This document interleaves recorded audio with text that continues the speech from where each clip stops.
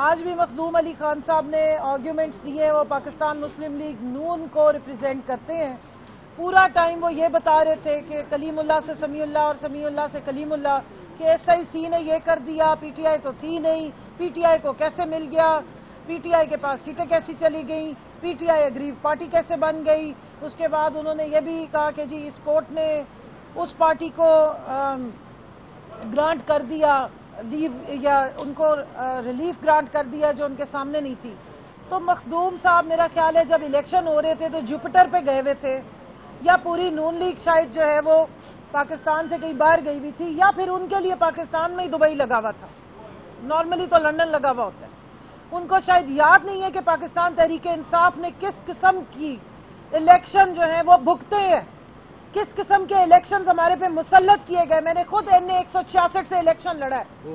ہمارے پیپرز جمع کرانے سے لے کر آخری دن فارم 45 اور 46 اور 47 کی کلیکشن تک ایک آگ اور خون کا دریا تھا جس سے پاکستان تحریک انصاف کے نمائندوں کو گزارا گیا. سب سے پہلے جس وقت ہم بطور پاکستان تحریک انصاف خواتین کی لسٹیں جمع کرانے گئے تو وہاں پتہ لگا کہ اگر آپ سامنے گئی تو آپ کو اٹھا لیا جائے گا. ہماری سیٹوں کو، ہماری ریزرو سیٹ کیا، ہمارے جو پیپرز تھے بطور پاکستان تحریک انصاف کی کینڈیڈیٹس کے، وہ جمع کرنے سے قاصر تھے. جس فارم پہ پی ٹی آئی لکھا ہوتا تھا الیکشن کمیشن اچانک سے کچھ اور ہی بن جاتا تھا. خاص طور پہ پنجاب کا الیکشن کمیشن. ہم نے پٹیشن ڈالی ہائی کورٹ لاہور میں کہ ہمیں ہمارے بنیادی حق سے کیوں محروم کیا جا رہا ہے. پاکستان تحریک انصاف ایک جماعت ہے، اس کے ساتھ یہ سلوک کیوں کیا جا رہا ہے. اس کے بعد پشاور ہائی کورٹ میں یہی پٹیشن لگ گئی تو انہوں نے کہا جی جب تک فیصلہ نہیں آئے گا تب تک بھی ہم آپ کے پیپرز جو ہے وہ ایکسیپٹ نہیں کریں گے. حالانکہ ہائی کورٹ نے ان کو آرڈر کیا کہ آپ پیپرز ایکسیپٹ کریں اور اسکروٹنی کریں. اسکروٹنی نہیں کی گئی، پیپر لے کے رکھ لیے گئے. ہم نے ٹوکن لسٹیں دی کیونکہ جس کینڈیڈیٹ کا نام، نمبر اور ایڈریس جاتا تھا وہ کینڈیڈیٹ گھر سے ہی غائب ہو جاتا تھا، اس کو اٹھا لیا جاتا تھا. میں یاد کرا دوں مخدوم صاحب، یہ تھی پاکستان تحریک انصاف کے لیے الیکشن کی کیمپین اور یہ تھی policy election commission of Pakistan کی کہ ہمیں کہیں سے کوئی ریلیف نہیں مل رہا تھا. ہمارے ساتھ تو وہ اس وقت سلوک ہوا اور اس کے بعد کیا کیا گیا، 13 جنوری کو بیٹ چھینا گیا تو الیکشن کمیشن نے ہم سے پیپرز لینے کا اختیار بھی ختم کر دیا. آج یہاں پر مخدوم صاحب نے بتایا نہیں کہ یہی الیکشن کمیشن تھا جس نے پاکستان تحریک انصاف کو پارٹی ماننے سے انکار کیا تھا. سمبل لینے کے بعد جو قاضی فائز عیسیٰ نے ہمارا سمبل چھینا تھا 13 جنوری کو، پاکستان میں ہر جگہ الیکشن کمیشن نے ہم سے بطور پی ٹی آئی پیپر لینے سے انکار کیا. اس لیے بہت سارے لوگوں کو بطور انڈیپینڈنٹ پیپر جمع کرانے پڑے. الیکشن کمیشن کی یہاں پر نااہلی اور جانبداری ظاہر ہوتی ہے. وہ سارے معاملات تھے اور پٹیشنز ہماری لی نہیں جا رہی تھی. ہمارے ساتھ تو وہ سلوک اس وقت کیا گیا کہ شاید ہم کسی اور ملک کے باسی تھے. ہم نے اپنی ریزرو سیٹ کی جو سیٹیں تھی وہ کورٹ کے آرڈر پہ جمع کرائی، ان کو بھی کنڈیشنل ایکسیپٹ کیا گیا. ہمارے پاس وہ سارا کورٹ کا ریکارڈ موجود ہے جو اس اگست کورٹ سپریم کورٹ میں ہم نے جمع کرایا ہے. میں نے بطور پی ٹی آئی کے کینڈیڈیٹ اپنے پیپر جمع کرائے تھے الیکشن سے پہلے. Valentine 24 December was the last date اور 24 دسمبر کو ہماری تمام خواتین نے جا کے پیپر جمع کرائے اور ان کو اسکروٹنی کی ڈیٹ نہیں دی گئی. سوال پوچھنا یہ چاہیے کہ اگر پی ٹی آئی جماعت تھی اور الیکشن کمیشن کو ایسے کوئی آرڈرز نہیں آئے تھے سپریم کورٹ کی طرف سے سوائے یہ کہ بیٹ کا سمبل چھینا گیا تھا، تو الیکشن کمیشن کے پاس کون سا اختیار تھا کہ انہوں نے ہمیں پارٹی ماننے سے انکار کیا اور ہمارے پیپر لینے سے انکار کیا. یہ ظلم و جبر کی داستانیں 2 سال بعد ختم نہیں ہو جائیں گی.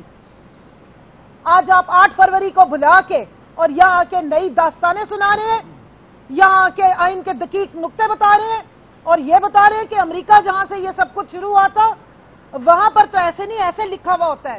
لکھی بھی تو داستانیں بہت ہیں.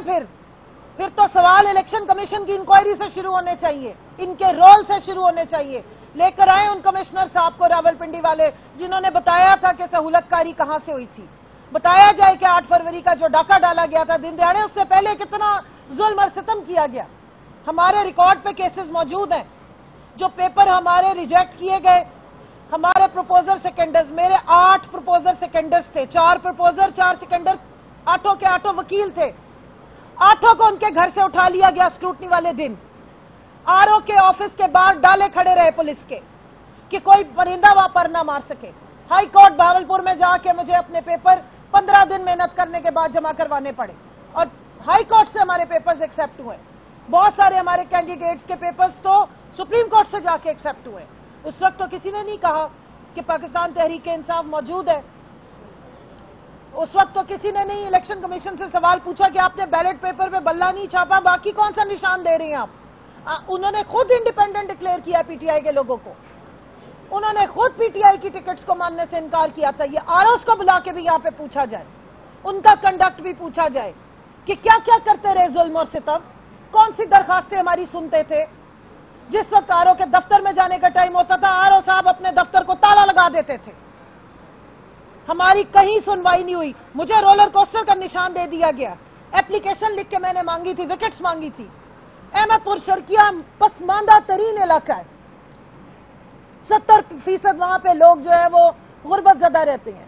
وہ کون سا نیو یارک یا کیلیفورنیا ہے جہاں پہ لوگوں کو رولر کوسٹر پتا تھی؟ جان بوجھ کے پورے پاکستان میں رولر کوسٹر دیا گیا۔ جنہوں نے کبھی 2 وقت کی روٹی نہیں دیکھی، آپ انہیں رولر کوسٹر کا نشان دے رہے تھے۔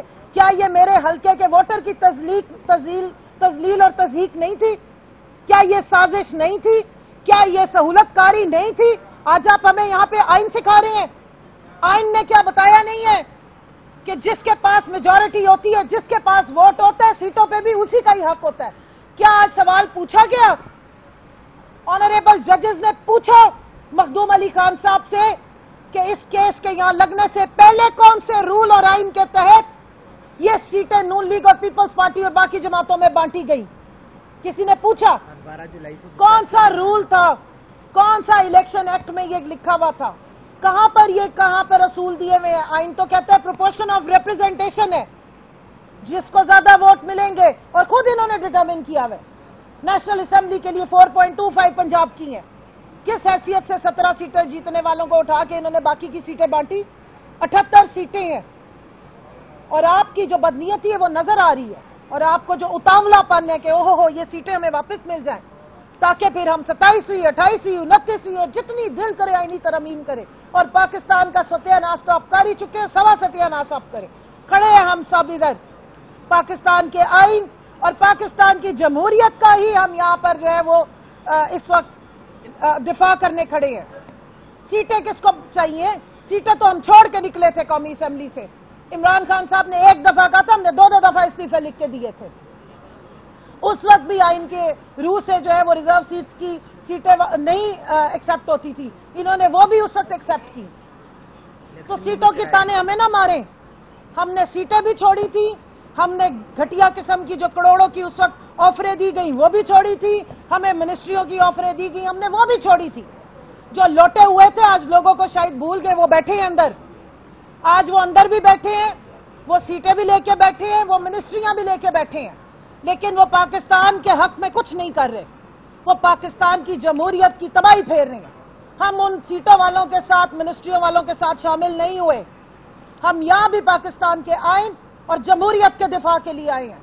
ہمیں یہ آئینی دقیق نقطے آپ 8 فروری کے الیکشن کے بعد اور اس فیصلے کے آنے کے 10 مہینے بعد نہ سمجھائے، آپ خود سمجھے اور جواب یہ دے کہ 12 جولائی 2024 سے پہلے، بلکہ مئی میں جب یہ کیس لگا تھا اس سے پہلے جو سیٹوں پہ لوگ لائے گئے تھے اسمبلیوں میں، وہ کس حیثیت سے آ کے بیٹھے تھے، ان کو الیکشن کمیشن نے کس حیثیت، کس قانون اور کس اتھارٹی کے تحت سیٹیں بانٹی تھی، اور پھر 10 مہینے تک الیکشن کمیشن آف پاکستان نے سپریم کورٹ کے دیے ہوئے فیصلے کو کیوں نہیں امپلیمنٹ کیا؟ کیا اس بات کی گارنٹی ہے کہ آج 11 رکنی بینچ جو فیصلہ دے گا وہ بالکل ٹھیک ہوگا اور اس کو امپلیمنٹ کیا جائے گا؟ کیا جو 13 رکنی بینچ تھا وہ سپریم کورٹ کے ممبرز نہیں ہیں؟ کیا وہ ججز سپریم کورٹ کا استحقاق نہیں رکھتے؟ ان کی پاورز کم ہیں، ان کی زیادہ ہیں؟ یا من مانے فیصلے کی بات ہے؟